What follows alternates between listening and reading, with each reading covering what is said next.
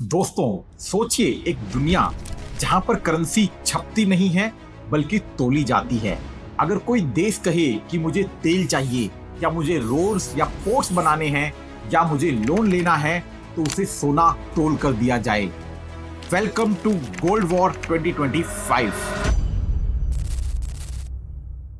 China दुनिया में एक न्यू इकोनॉमिक सिस्टम डेवलप करने में लगा हुआ है जहां करेंसी के पीछे फिजिकल गोल्ड है। द रूटर न्यूज की मानी जाए तो चाइना का सेंट्रल बैंक पिछले 9 महीनों में करीबन 2300 टन मतलब 23 लाख किलो सोना जमा कर चुका है और वहीं अमेरिका के पास आज 8300 टन के आसपास सोना है जिसका मार्केट प्राइस $1 ट्रिलियन से भी ज्यादा है। ये सिर्फ सोना नहीं है, ये एक्चुअल पावर शिफ्ट है। और इंडिया इन दोनों पहलुओं में कहां खड़ा है, आज के वीडियो में हम समझेंगे। क्या डॉलर का साम्राज्य खत्म हो रहा है और चाइना के गोल्ड वॉर और चाइना के गोल्ड कॉरिडोर से क्या हो रहा है और इंडिया की पूरे इकोनॉमिक सिचुएशन में क्या सिचुएशन है। ये एक्चुअल गोल्ड वॉर है, गोल्ड वॉर 2025। आइए समझते हैं डॉलर किंग कैसे बना। तो थोड़ा पीछे चलते हैं। पिछले 70 सालों में दुनिया के मैक्सिमम रिजर्व डॉलर में ही थे। 72% कंट्रीज की सेविंग सिर्फ डॉलर्स में ही थी, मतलब दुनिया की 3/4 बचत सिर्फ डॉलर में रखी जाती थी। और उसके अलावा यूएस ट्रेजरीज में, मतलब अमेरिका कहता था IOU सबसे सेफ है और आप यहाँ पर पैसा रखिए और हम पर भरोसा कीजिए। 2001 में यह आंकड़ा 72% था, लेकिन अब ये गिरना शुरू हो गया है। 2024 तक यह आंकड़ा अब 56% तक आ गया है। मतलब लोग डाइवर्सिफाई कर रहे हैं। सभी देशों ने अपना पैसा डॉलर के अलावा सोना और बाकी एसेट में रखना शुरू कर दिया है। आइए समझते हैं डॉलर के किंग बनने की कहानी में मोड़ कहां से आया। बात फरवरी 2022 की है, जब रशिया ने यूक्रेन पर हमला किया। रशिया के हमला करते ही वेस्ट नाराज हो जाता है और अमेरिका और उसके अलाइज ने रशिया का $300 बिलियन जो यूरो, डॉलर्स और बॉन्ड्स में रखा था उसे फ्रीज कर दिया। मतलब अमेरिका ने कह दिया अब आप इस पैसे को यूज नहीं कर सकते। तब चाइना और बाकी कंट्रीज ने सोचा कि जब रशिया जैसी न्यूक्लियर कंट्री का पैसा एक क्लिक में ही फ्रीज हो सकता है तो उनके पैसे की तो औकात ही क्या है। उन्होंने सोचा क्यों ना एक पैरेलल सिस्टम बनाया जाए जिस पर अमेरिका की हुकूमत ना हो, और इसे ही नाम दिया गया ट्रस्ट क्राइसिस का। डॉलर इसलिए पावरफुल नहीं था क्योंकि यह सबसे बड़ा था, बल्कि डॉलर इसलिए पावरफुल था क्योंकि इसमें बहुत ट्रस्ट था। लेकिन जब रशिया के साथ पैसा फ्रीज हुआ तब देशों ने कहा कि हमें एक ऐसे करेंसी की जरूरत है जिसे स्विच ऑफ या फ्रीज ना किया जा सके। और यहीं से शुरुआत होती है फिजिकल गोल्ड की और इसे ही नाम दिया गया गोल्ड वॉर। और यहीं से एंट्री होती है चाइना की, जिसने गोल्ड वॉर शुरू करने के लिए 3 स्टेप में गोल्ड कॉरिडोर बनाया।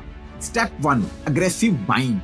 चाइना के पीपल्स बैंक ने, जो वहां का सेंट्रल बैंक है, 9 महीनों में 2300 टन सोने की खरीदारी की, जिसकी कुल कीमत $240 बिलियन है। और ये खरीदारी सिर्फ एक महीने में नहीं की गई बल्कि 9 महीनों में कंप्लीट की गई, नवंबर 24 से जुलाई 25 तक। और वर्ल्ड गोल्ड काउंसिल की मानी जाए तो चाइना अकेला नहीं है जो ऐसा कर रहा है। चाइना के अलावा पोलैंड ने भी 1000 टन से ज्यादा सोना 2024 में खरीदा है। मतलब अब दुनिया बोल रही है we don't believe on the fake promises of USA, we want our physical money, that is gold. Dollar की बादशाहत खत्म करने के लिए दूसरा स्टेप जो चाइना ने उठाया वो था शंघाई गोल्ड एक्सचेंज। चाइना ने 2002 में शंघाई गोल्ड एक्सचेंज का निर्माण किया था, जो आज भी दुनिया की सबसे बड़ी गोल्ड एक्सचेंज है, जहां पर सोना फिजिकल फॉर्म में ट्रेड किया जाता है। और चाइना ने इसे फैलाने के लिए सिर्फ इसका निर्माण मेनलैंड चाइना में ही नहीं किया, बल्कि हांगकांग, दुबई और सिंगापुर जैसी जगहों पर चाइना गोल्ड एक्सचेंज के वॉल्ट्स को बनाया गया। मतलब इन देशों की गोल्ड की करेंसी को इन सब वॉल्ट्स में रखा गया। मतलब कल को कोई भी पार्टनरिंग देश अगर चाइना से युआन के बदले पैसा मांगता है तो वो बिना डॉलर को बीच में लाए इस गोल्ड को एक्सचेंज कर सकते हैं, जिससे चाइना ये गोल्ड कॉरिडोर बना रहा है। तीसरा स्टेप जो चाइना ने लिया गोल्ड की बादशाहत को खत्म करने के लिए वो था ब्रिक्स, मतलब ब्राजील, रशिया, इंडिया, चाइना और साउथ अफ्रीका ने मिलकर एक संगठन बनाया जिसमें न्यू डेवलपमेंट बैंक एनडीबी का निर्माण किया गया, जिसका काम था इंफ्रास्ट्रक्चर लोन्स को देना। लेकिन इन लोन्स को दिया गया लोकल करेंसीज में, गोल्ड में और ब्रिक्स की R5 करेंसी में, जो रिसेंटली लॉन्च की गई है, ताकि डॉलर को किसी भी तरह बीच में लाया ना जा सके। अब किसी भी देश को अगर लोन चाहिए होता है तो वो या तो लोकल करेंसी में ले सकते हैं, या शंघाई गोल्ड एक्सचेंज के गोल्ड के फॉर्म में ले सकते हैं, या R5 करेंसी में ले सकते हैं, जिससे एक पैरेलल फाइनेंशियल सिस्टम बना दिया गया है। आइए समझते हैं गोल्ड के लीगल कोलेटरल बनने का खेल। ग्लोबल बैंकिंग में हर एसेट को बराबर वैल्यू नहीं दी जाती। टीयर 1 एसेट का मतलब है कि कोई भी बैंक उसे अपने बैलेंस शीट पर 100% रिकॉर्ड कर सकता है। मतलब अगर किसी बैंक के पास टीयर 1 एसेट 100 रुपए का है तो वो उसे बैलेंस शीट में 100 रुपए ही रिकॉर्ड कर सकता है। ये काम अभी तक सिर्फ यूएस ट्रेजरी ही किया करते थे, जिन्हें हाईली लिक्विड माना जाता था और जिनसे बैंक एक दूसरे को रेपो पर ओवरनाइट लोन लेते या देते थे। गोल्ड को इंटेंशनली अभी तक टीयर 1 में काउंट नहीं किया जाता था ताकि यूएस ट्रेजरीज की बादशाहत बनी रहे। लेकिन बेसल 3 नॉर्म्स रिफॉर्म के बाद अब गोल्ड को टीयर 1 के बराबर का एसेट माना जाता है। मतलब गोल्ड पर भी हाईली लिक्विड होने का स्टेटस दे दिया गया है, जिससे बैंक इस पर लोन ले या दे पाएंगे। लेकिन अभी भी वेस्ट प्लम्बिंग गोल्ड को टीयर 1 में नहीं काउंट करती है ताकि यूएस ट्रेजरीज की बादशाहत बनी रहे। लेकिन चाइना का अब साफ कहना है कि अगर अमेरिका गोल्ड को टीयर 1 नहीं मानती है तो ना माने, हम एक पैरेलल सिस्टम खड़ा करेंगे जिसमें लोन्स गोल्ड में दिए जाएंगे, प्रोजेक्ट फाइनेंस गोल्ड में किया जाएगा और ट्रेड्स भी गोल्ड में किए जाएंगे, ताकि अमेरिका की बादशाहत को खत्म किया जा सके और डॉलर की बजाय सभी ट्रेड्स गोल्ड में किए जा सके और आईएमएफ के लोन की जगह ब्रिक्स बैंक को पिक्चर में लाया जा सके। आइए समझते हैं अमेरिका के काउंटर मूव्स को। अब आपको लग रहा होगा कि चाइना जब इतना कुछ कर रहा है तो क्या अमेरिका सो रहा है? बिल्कुल भी नहीं। आइए 3 फैक्ट्स के साथ समझते हैं अमेरिका का counter move. Fact number 1, America के पास इस समय फिजिकली 8100 टन के आसपास सोना है, जो दुनिया में सबसे ज्यादा है।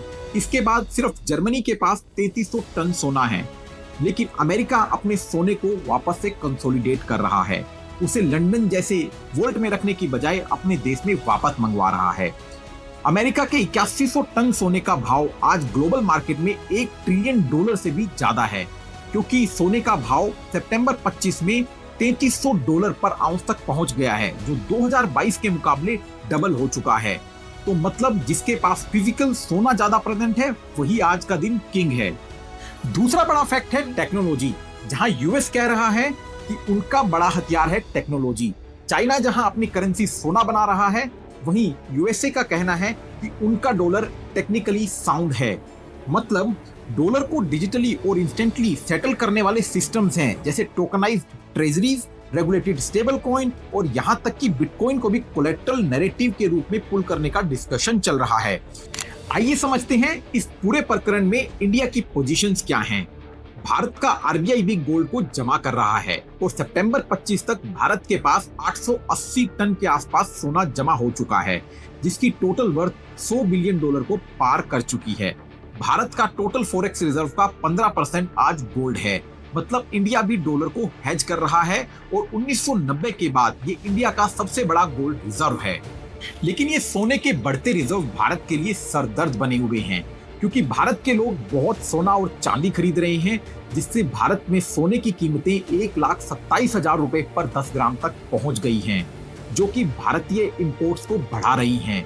भारत के ट्रेड डेफिसिट सितंबर 25 में 13 मंथ हाई $32 बिलियन पर पहुंच गए हैं, क्योंकि इंडिया के एक्सपोर्ट्स भी गिर रहे हैं, क्योंकि इंडिया पर यूएसए ने टैरिफ्स लगा दिए हैं, जिससे एक्सपोर्ट कम हो रहे हैं और सोने चांदी की खरीद से इंडिया के इंपोर्ट्स बढ़ रहे हैं। रॉयटर्स की रिपोर्ट कहती है कि ये ट्रेड डेफिसिट बढ़ने का मेन रीजन सोने और चांदी की खरीद है।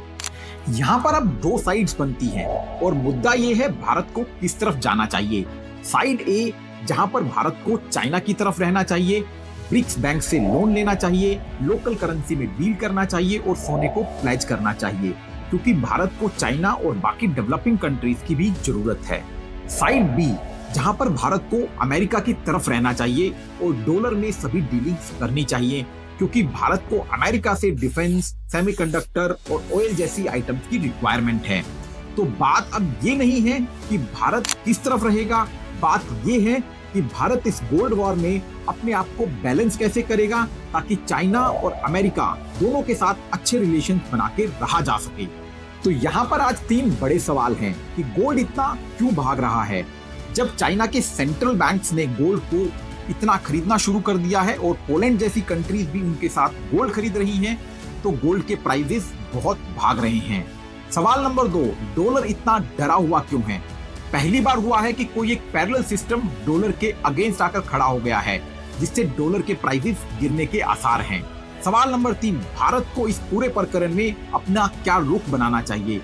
भारत को चाइना और अमेरिका दोनों के साथ बैलेंस करके चलना होगा ताकि दोनों देशों की रिक्वायरमेंट भारत में पूरी की जा सके।